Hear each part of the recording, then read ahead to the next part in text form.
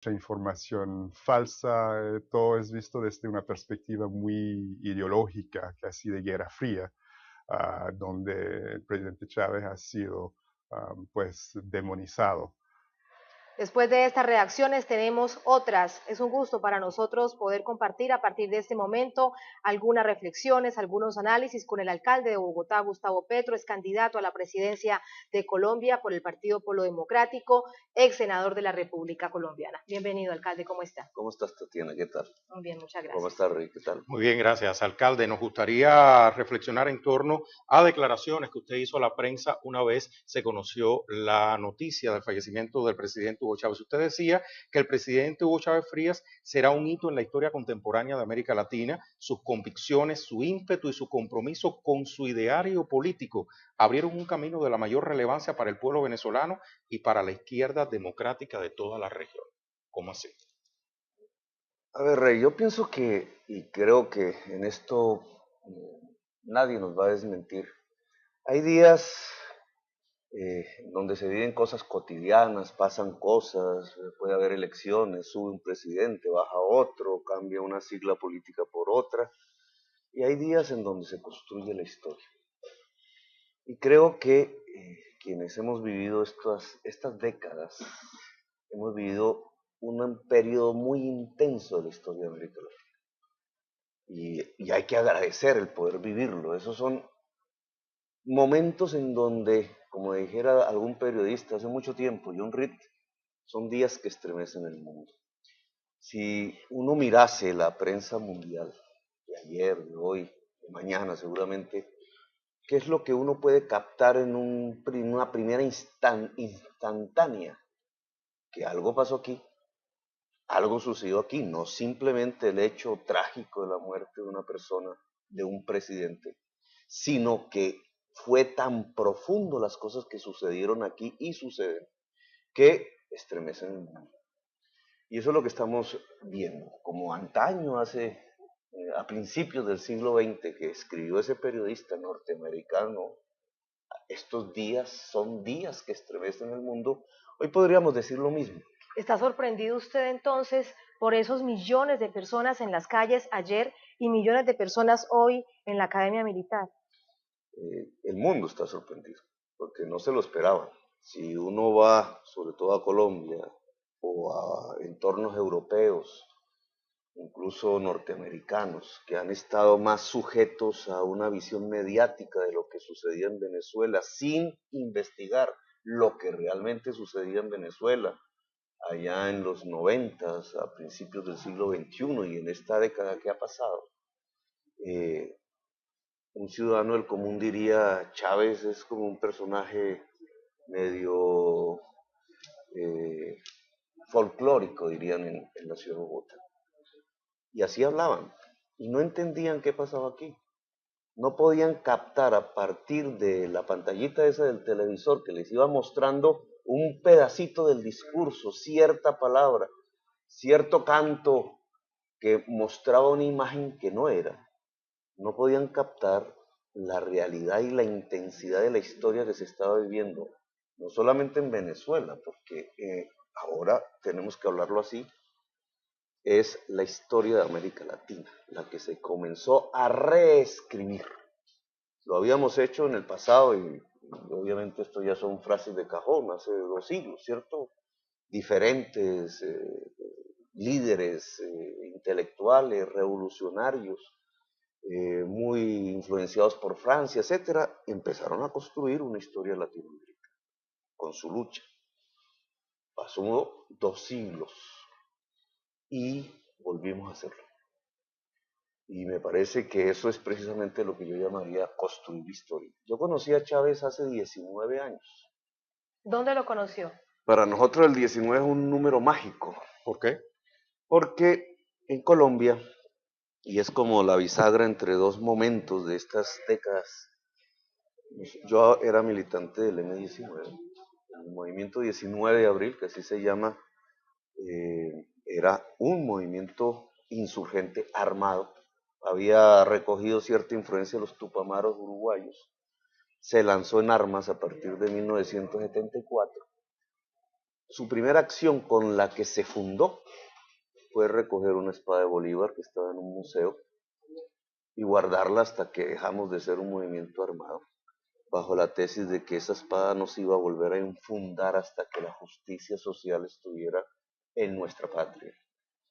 El M-19 levantó la espada de Bolívar y empezó a escribir una historia de 1974 hacia adelante en donde Bolívar dejaba de ser una estatua, que era como lo habíamos visto, dejaba de ser eso que llamábamos el héroe de los estudios de la historia patria y empezaba a tener una vigencia política contemporánea. El M-19 hizo eso en 1974. En 1989 dejó las armas. América Latina, esa era una etapa. América Latina se dividía en dos, las dictaduras del Cono Sur y otros feroces, y las guerras revolucionarias en Centroamérica y Colombia. Alguna triunfó, Nicaragua, otra estaba a punto, El Salvador. El M-19 en ese contexto decidió que nosotros no teníamos por qué seguir haciendo una guerra, que no tenía por qué ser el fusil desde el lado revolucionario el Che o desde el lado del Estado, digamos, en ese entonces, contra los que insurgíamos la dictadura sanguinaria al estilo del Cono Sur, y dejamos las armas. Un acuerdo de paz, 1989. Fuimos precursores de la paz. Y en el 91 ganamos las elecciones. Y esto tiene que ver mucho con esta nueva forma de ser de América Latina, no con esa época que surgió después del golpe de Estado contra Salvador Allende. 91 hicimos la Constitución Política de Colombia. La mayoría de la Asamblea Nacional Constituyente era de el movimiento 19 de abril. Esa Constitución aún no está vigente. Pero entre el momento en que levantamos la espada de Bolívar, 74, y el momento en que de corbata, sin fusiles, hicimos la Constitución, aquí habían unos jóvenes militares que habían prestado atención, que tenían su propia dinámica. Uno de ellos, Chávez, que entre otras me contó que habían hecho un intento con un helicóptero, lo habían planificado a ver si cogían otra espada. Es decir, ese encuentro de ustedes se da después del 4 de febrero. Chávez quería conocer qué había pasado con la Constitución nueva Pero de Colombia. él viaja a Colombia, ¿en qué condiciones se encuentran? ¿En dónde lo 1994 hacen? él acaba de salir. A nosotros nos empezó a llamar la atención también el grupo de oficiales jóvenes que insurrectos habían salido aquí en Caracas, lo que pasó después y sobre todo cómo se empezaban a llenar las plazas de pueblo cuando salía Chávez, muy joven en ese momento, a recorrer políticamente ya su país sin armas. Y decidimos invitarlo. Yo era un parlamentario, el M-19 estaba ya golpeado políticamente, 1994, incluso nos habían derrotado electoralmente. Decidí invitarlo y nos vimos allá en la carrera séptima en Bogotá. Él de liquiliqui verde, flaco, humilde, llevaba dos muchachos que lo acompañaban para cuidarlo en las calles de Bogotá. Yo también flaquísimo, mechudo, y nos pusimos a caminar por la séptima de la ciudad de Bogotá. Recordarle a nuestra audiencia en América Latina y el mundo que la calle séptima es una de las vías más importantes, la carrera séptima es una de las carreras más importantes, una de las vías más importantes de la capital colombiana. La gente decía, uy, el coronel, y los agentes de policía de una vez se ponían firmes, que me llamó mucho la atención. Pues yo quería ver qué sentían los militares colombianos al ver que un militar, también militar, porque era el coronel Chávez, se podía sentar al lado de alguien que había sido de la guerrilla, del M-19, y ambos hablaban el mismo lenguaje sobre Bolívar y sobre las posibilidades de la justicia social, porque en ese momento eran las posibilidades, eran sueños. Sueños incluso de jóvenes. Él tenía 39 años, yo tenía 34 años. Estaban muy jóvenes. ¿Qué los conectó en ese momento, en esa conversación? Desde el lado nuestro, el M-19, Bolívar, la espada, que fue materia de conversación.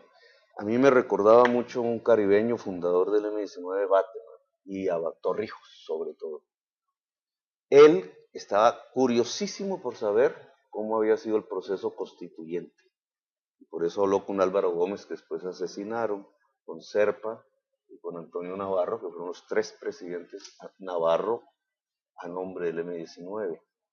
Yo lo llevé a todas esas conversaciones, duramos 1 o 2 días, después nos fuimos al puente de Boyacá, por ahí hay una foto que recuerda eso. Y tras las conversaciones, ¿qué deciden? ¿Seguir el Hicimos un ejemplo que Caracas dio? juramento bolivariano. Vamos a jurar Allí en Boyacá. una integración bolivariana para América Latina y nos comprometemos a que en nuestras vidas vamos a luchar por eso. Ni él sabía que iba a ser presidente, quería obviamente, de Venezuela. Es decir, que habían sueños compartidos. Y yo tampoco soñaba que iba a ser alcalde, ni nada de lo que pasó, pero se pasó a una segunda fase de la historia de América Latina, no por ello, pero indudablemente conmigo finalizaba una allá en Bogotá, la guerra de América Latina, aunque nuestro país aún la mantiene anacrónicamente, pero finalizaba el episodio de dejar las armas, que se repitió después en El Salvador, en Guatemala, que acabó una época, que disolvió las dictaduras, que abrió una posibilidad democrática, la Constitución del 91 colombiana, con Chávez, realmente, el primer triunfo electoral, el 98. Yo recuerdo cuando ganó, dice, pero ¿Usted se refería? Estamos caminando aquí por la séptima. Muy brevemente, usted se refería al tema de la guerra, a cómo se mantiene aún en esa nación suramericana. En ese sentido, hace muy poco, la activista de derechos humanos Piedad Córdoba decía que será la consagración de la paz en Colombia el mayor homenaje que se le pueda rendir desde ese país a Hugo Chávez. Hay un balbuceo, digamos. Esto que comento, que no es más sino historia y anécdota al final y recuerdo, ¿cierto? Pero que es como si 2 mundos se hubieran encontrado, 2 décadas de lucha armada guerrillera, que en Colombia aún continúa, y un mundo latinoamericano que decide transformaciones pacíficas que Chávez, que comienza con Chávez, 98, y después se irradia por toda América Latina, que incluso yo soy parte de eso, porque soy alcalde de Bogotá por elección popular, y es parte, digamos, de esa diversidad latinoamericana que ha encontrado un camino pacífico para resolver problemas. Nosotros veíamos en Venezuela desde allá, cuando vino el golpe contra Chávez. En 2002. 2002, pues sabíamos que había que construir una estructura, nuestros amigos en Cúcuta, cómo recibir gente para pasarlo por la frontera, cómo mandar comida, las comunicaciones. Recuerdo un periodista Villegas, muy amigo mío, ahora en ese entonces casi en la clandestinidad comunicándose con nosotros, porque toda la prensa mostraba se acabó el triunfo, ya llegó los militares, ya se acabó esto, incluso algunos funcionarios públicos de Colombia aplaudían el hecho del golpe de Estado contra Chávez, nosotros ayudando, apesadumbrados porque creíamos que iba a suceder lo de Allende. Y lo que uno sentía en el corazón no era, ese sueño no era. Quedaba aún Volvemos mucho a la más guerra. por recorrer. Quedaba Otra mucho vez más la por violencia. recorrer No, en la transformación de América Latina y de fíjate Venezuela. que Alcalde, nos quedan solo unos minutos. unas cuantas horas, y otra vez estaba el empuje pacífico de una transformación. Y ese es un mensaje que me parece que las FARC finalmente debe y tiene que recibir. Es decir, nosotros no podemos seguir usando algo que fue necesario, en mi opinión, allá en la década de los 70, en la década de los 80. Las armas, la insurgencia, la violencia, la guerra, el odio, las torturas del otro lado, etcétera, sino que aquí se inició una época que yo creo que no tiene reversa. Es una época pacífica de transformaciones. Colombia está un tanto aislada de lo que pasa en América Latina, pero la manera para que Colombia se articule a esa historia intensa que está construyendo en su propia diversidad América Latina es que en Colombia Alcalde, cese la vamos a guerra. interrumpirlo unos minutos. Está llegando en este momento el presidente de Perú, Ollanta Humala, al Aeropuerto Internacional Simón Bolívar de Maiquetía, recibido por el canciller de Venezuela, Elías Jagua. Vemos también al canciller de Perú y el tren ministerial también que lo acompaña en esta comitiva. Anunciaban días anteriores que llegaría jueves en la noche Rey a Caracas, a Venezuela, para acompañar en esta despedida de carácter oficial que será este viernes 8 de marzo a partir de las 10 de la mañana en la Academia Militar. Y lo cumple el presidente de Perú, quien además lamentaba profundamente la partida de su homólogo venezolano Hugo Chávez Frías. Está siendo recibido por el canciller de Venezuela, Elías Jagua, el presidente de Perú, Ollanta Humala, para posteriormente dirigirse, como lo hicieron los demás mandatarios suramericanos, que tuvimos la posibilidad de escribir. Por ejemplo, el presidente de Ecuador, Rafael Correa, lo hizo también la presidenta Dilma Rousseff, acompañada por el expresidente brasileño Luis Ignacio Lula da Silva. Cada uno de ellos se fue dirigiendo posteriormente hacia la capilla ardiente instalada en la Academia Militar de Caracas, en áreas del Fuerte Tiuna. Entonces les decíamos, acaba de hacer su aterrizaje en tierra venezolana la nave que conducía al presidente de Perú, Ollanta Humala. Todo parece indicar que está dispuesta a ofrecer declaraciones a la prensa. Suele a un acto muy emotivo venezolano, su impresión. Efectivamente, buenas noches a todos ustedes. Hemos venido a Venezuela con mi esposa Nadine en representación del gobierno, en representación del pueblo peruano, a dar nuestra solidaridad con el comandante y amigo Hugo Chávez y con todo el pueblo venezolano. En estas horas aciagas, lo único que cabe para nosotros expresar es nuestra solidaridad, la unidad con la cual tenemos que trabajar y que fue justamente el sueño y el ideal del comandante y amigo Hugo Chávez Frías. Nuestro sentido pésame también para la familia de Hugo Chávez. Y ahora queremos justamente expresar con nuestra presencia el dolor que nos embarga a todo el pueblo peruano. Hablar de Hugo Chávez es hablar de integración, de unidad latinoamericana. Yo creo que hablar de Hugo Chávez efectivamente es eso, es hablar del futuro.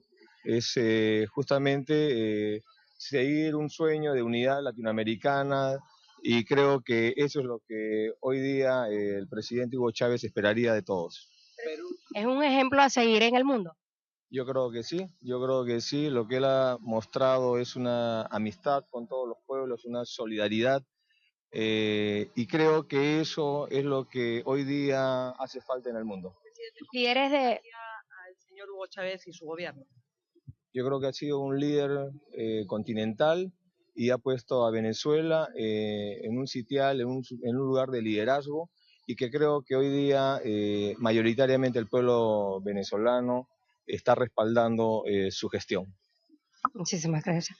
Acciones a esta hora, lo ven ustedes a través de la pantalla de Telesur en vivo y en directo. Ha llegado el presidente de Perú, Ollanta Humala, un país, Rey, donde se ha decretado 3 días de luto nacional, bandera media asta, peruanos y peruanas que acompañan en el dolor, pero también en la esperanza, lo ha dicho el presidente de Perú, Ollanta Humala, al gobierno venezolano. Hugo Chávez es futuro, ha dicho Ollanta Humala. Hablar de Hugo Chávez es hablar de futuro, así lo decía el presidente peruano, quien se hacía acompañar además del canciller Rafael Runcaliolo, Así es. el canciller de Perú. Bueno, sigue la llegada entonces de los presidentes, no solo latinoamericanos, ya se ha anunciado en próximas horas la llegada al país suramericano de otros dignatarios del resto del mundo para acompañar al presidente Hugo Chávez. 55 delegaciones de distintas partes del mundo, de los 5 continentes, que estarán acompañando a partir de las 10 de la mañana, hora local en Caracas, este acto oficial, la despedida física del presidente de Venezuela, Hugo Chávez. Me han rectificado, no son 55, ya son 58, gracias a nuestro productor.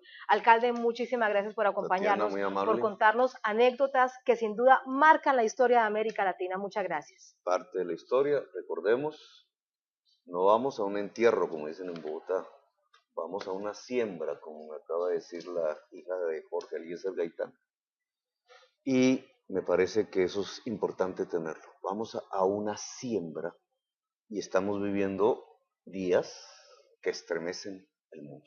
Nos quedamos con esa reflexión bellísima. Muchas gracias. Gracias. Muchísimas gracias, alcalde. Vamos a continuar con otras informaciones en este contexto. En exclusiva para Telesur, el presidente de Bolivia, Evo Morales, más temprano estuvo acá, les pidió a los sectores de la extrema derecha en Venezuela y al resto del mundo que respeten el dolor del pueblo venezolano por el fallecimiento del presidente Hugo Chávez. Cuando alguien se enferma en la familia, nos olvidamos de todo. Solidaridad y solidaridad. Lamento mucho a algunos enemigos internos y externos del hermano Hugo. Todavía no dejan en paz al hermano Hugo y a su pueblo. Qué bueno sería, por lo menos en estos momentos, que dejen en paz al hermano Hugo y su pueblo. El presidente Morales expresó que el legado del presidente Chávez permanecerá para siempre en la memoria de los pueblos de América Latina y el resto del mundo. Que sin miedo enfrentaba al imperio. Yo creo que eso es lo más importante. Tantos presidentes pasaron, algunos se han ido, algunos también que en paz descanse, pero el caso del hermano presidente, compañero Hugo Chávez, sí, va a ser inolvidable. Diga lo que diga, los opositores, todos tenemos opositores, pero es inolvidable. Lo que hizo es, después de Fidel, es inalcanzable. Eso queda de por vida. El expresidente de Honduras, Manuel Zelaya, que se encuentra aquí en Venezuela, declaró a la prensa y recordó al presidente Hugo Chávez como un demócrata que luchó contra las dictaduras que se pretendieron imponer.